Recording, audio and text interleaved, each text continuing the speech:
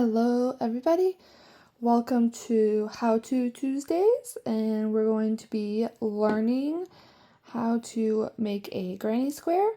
So with that, let's get started. We're going to start with our magic ring. You're going to pinch your tail end in between your pointer and your thumb finger. You're going to take your working end and wrap your finger around twice. Make an X. You're going to go under the first yarn, under the first thread, grab the second one, pull it, twist up, make sure you twist, that is very important, and then you're going to go back and grab your yarn, and you're going to pull through, you're going to pull up and tighten your knot. Okay, so when I make my granny squares, I like to chain 2 and have that count as a double crochet. And I sometimes, depending on what yarn I'm working with, I don't chain in between my granny squares because I like the tighter stitch. If I'm using a thicker yarn, I do chain 1. But because this is a thinner yarn, we will not chain in between our granny squares except for our corners. So let's build our first cluster of 3. So that's 1, 2, 3, okay, and because we do have to make a corner, we're going to chain 1 on our corners, and we're going to do another 3 double crochets, which is a yarn over, insert into the hole, pull up a loop, yarn over through 2, and then yarn over through 2 more. Okay, we're going to do that again quickly. Okay, and then we're going to chain 1 for another corner. And we're going to do another 3 double crochets.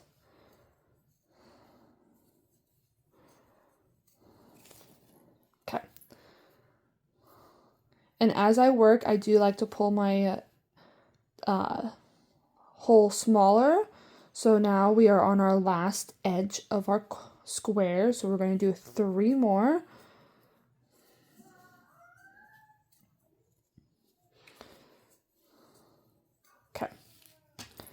So now that we have our 4 edges, 1, 2, 3, 4, we need to make our last corner. So I chained 1, and now I'm going to slip stitch into the top of the second chain when we did our chain 2.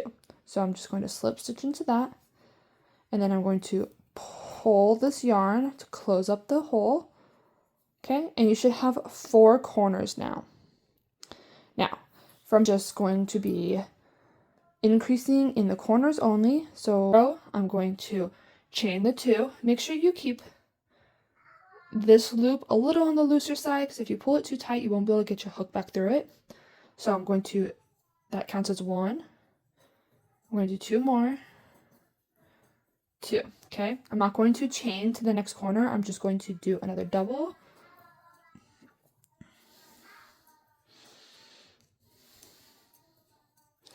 All right. This corner that we always start in will always be finished last. So your corner will, one corner will always be where you start and stop your square.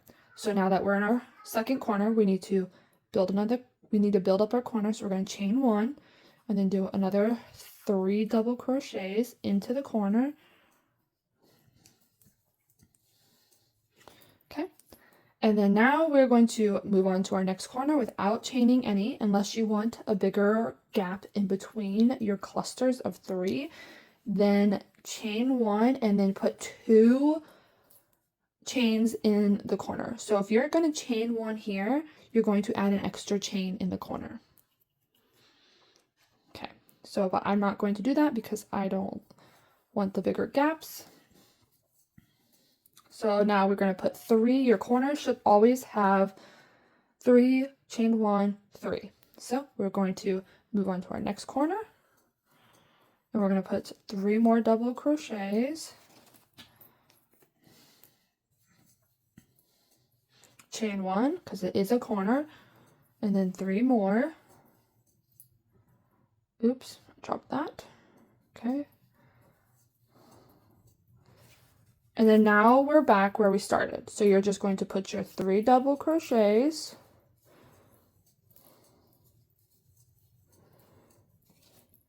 your chain 1, and now you're going to slip stitch into this top chain that you made for your chain 2. So you're going to slip stitch into that, and then now you have the beginning of your granny square. And now you're just going to continue from here on out. You're going to chain 2, you're going to work into this space, and then you're going to work into your corner, which will be 3 doubles, chain 1, 3 doubles. Only one cluster goes here, so only 3 doubles go here. So let's show you real fast. Your chain 2 counts as a double, so 2 more. 1, 2. And this is where, if you want these gaps here to be bigger, you would chain 1 and then do your cluster of 3 doubles here, like this, okay? It will give you a bigger gap.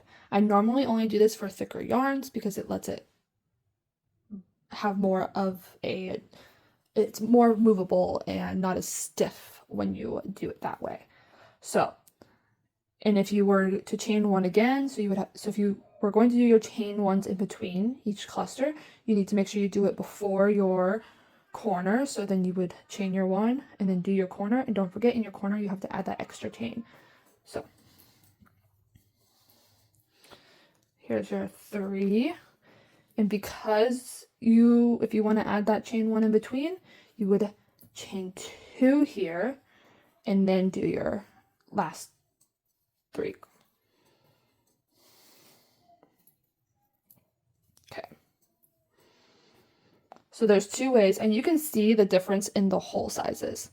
So here is what it would look like if you were not to chain 1 in between right here, and here's what it looks like when you chain 1 in between. You can see the gap size is pretty different. So with that, we'll just undo this because we are not chaining 1. I do not chain 1 unless it's a 5 weight or heavier, honestly.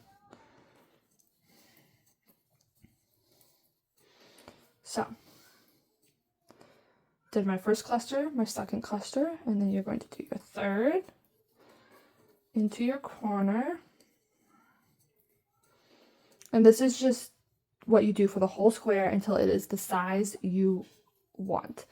So you're just going to keep working into the spaces between your clusters, and you're chaining 1 on the corner. You're just going to keep working through. So let's finish another one. I'm running out of yarn, so I won't be able to finish the square probably. But okay. And then one more. Okay. And as the bigger the square gets, the more, let's finish this last one. Okay. As the bigger the square gets, the more spaces you're going to have in between each corner. So this number will increase as you get bigger, but you're only going to be increasing on the corner, which means that you'll be putting 2 clusters only in the corners of your work. So with that, that is how you do a granny square. You're just going to keep going until you size the size you want it. And then you're going to tie off. Here, I'll show you. If this is the size granny square you want, all you do after you slip stitch is pull your yarn through, and then you're going to leave a tail, cut it, and then tighten down, and that will close off your end. So that is how we do a granny square. If you have any other suggestions or want to learn any other stitches, please comment below and let me know, and I will be happy to teach you more. All right, have a good rest of your day. Bye.